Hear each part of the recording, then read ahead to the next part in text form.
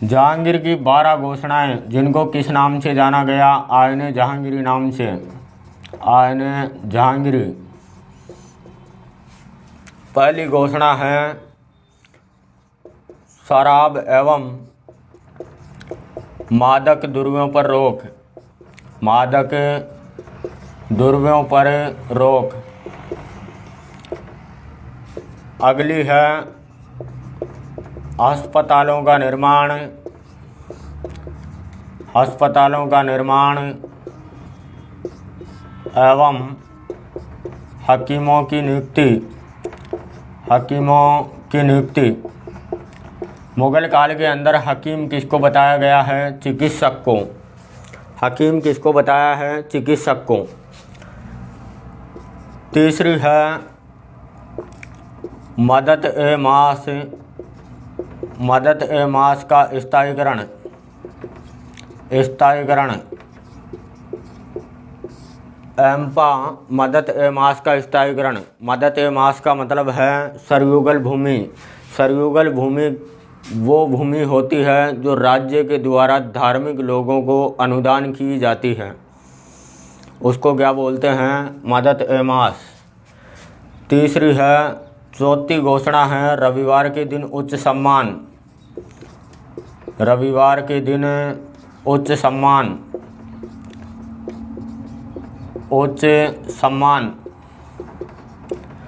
क्योंकि मुगल बादशाह जहांगीर के पिता का जन्म रविवार के दिन हुआ था। 15 अक्टूबर 1542 अमरकोट पाकिस्तान वीर साल के महल में किसका जन्म हुआ था? मुगल बादशाह अकबर का। तो रविवार के दिन उच्च सम्मान। पांचवी घोषणा है सड़कों की सुरक्षा। सड़कों की सुरक्षा एवं चोरी डकैती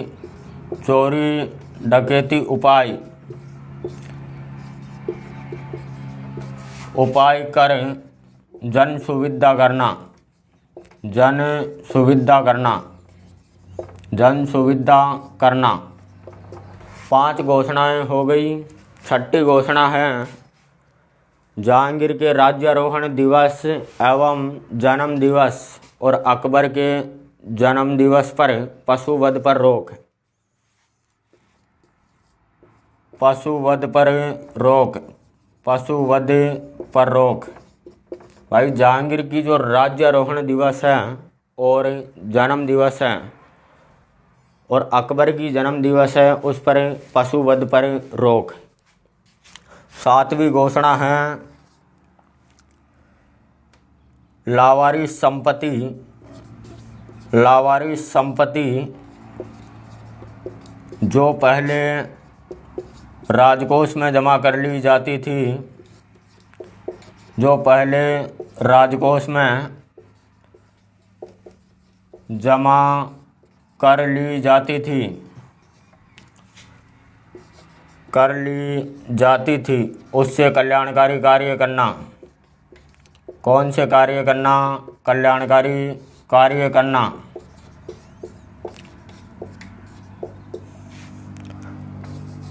8वीं घोषणा है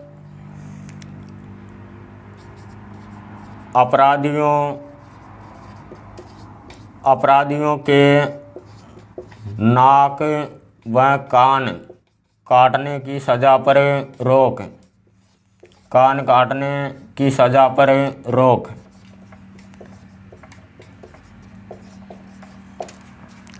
9वीं घोषणा है भाई जितने भी बड़े जागीरदार हैं, बड़े राजकीय अधिकारी हैं, उनके द्वारा किसानों की जो ज़मीन है उस पर कब्जा करने पर रोक। तुम्हारी ज़मीन पर कोई कब्जा कर ले तो तुम क्या करोगे? लड़ाई करोगे। लड़ाई करोगे तो मार देंगे तुमको। लोगों ने बढ़िया धाराएं दे रखी है, कोर्ट ने बढ़िया अनुच्छेद दे रखे हैं, उनको पढ़ो। और कोई कब्जा कर ले, अब राजकीय अधिकारी कब्जा कर ले वो चीज़ अलग है, सरकार कब्जा कर ले वो बात अलग है, लेकिन तुम्हारा कोई पड़ोसी कब्जा कर ले तो तुम तो उससे लड़ाई कर लोगे, क्योंकि तुमको धारा पता नहीं। धारा पता होती तो तुम सुप्रीम कोर्ट में फेस हो जाते और तुम्हारी ज़मीन छूट जाती।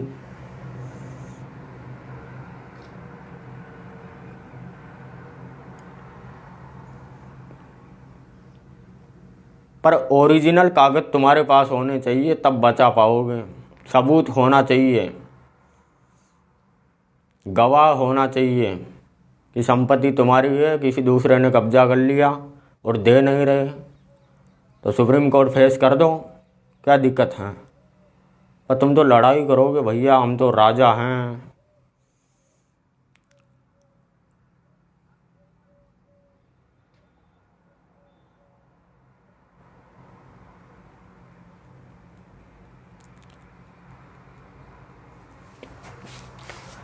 तो 9वीं घोषणा हो गई, बड़े जागीरदारों एवं राजकीय अधिकारियों के द्वारा किसानों की जमीन पर कब्जा करने पर रोक है। 10वीं घोषणा है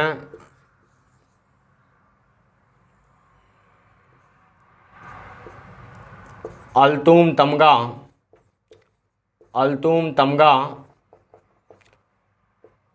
मनसब एवं जागीरों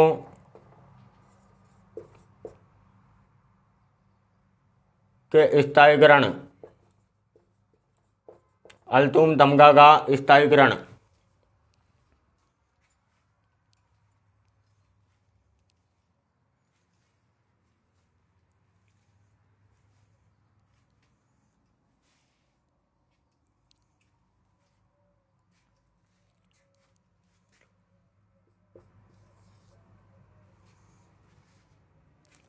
ग्यारहवीं घोषणा है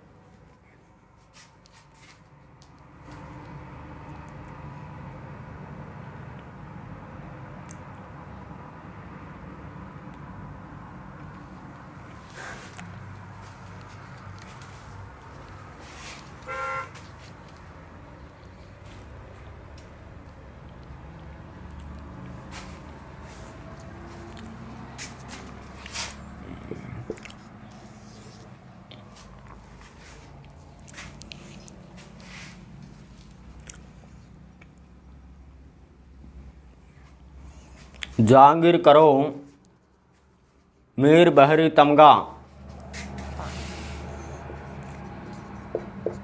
जहांगीर करो मीर बहरी तमगा, मीर बहरी तमगा। मीर बहरी का मतलब है मुसलमान राजत्व काल के अंदर जल सेना का प्रधान अधिकारी, उसको बताया है मीर बहरी। और तमगा का मतलब होता है मंगोलियाई मोहर। मोहर का मतलब तुम समझते हो। अभी तुम्हारे को बहुत सारे लोग कहते हैं तेरे पास तो बड़ी मोहरें पड़ी हैं, बड़ा पैसा पड़ा है, तेरे को तो पढ़ने की ज़रूरत ही कहाँ है। तो उन सब बातों में मत फंसना। तमगा का मतलब होता है मंगोलियाई मोहर।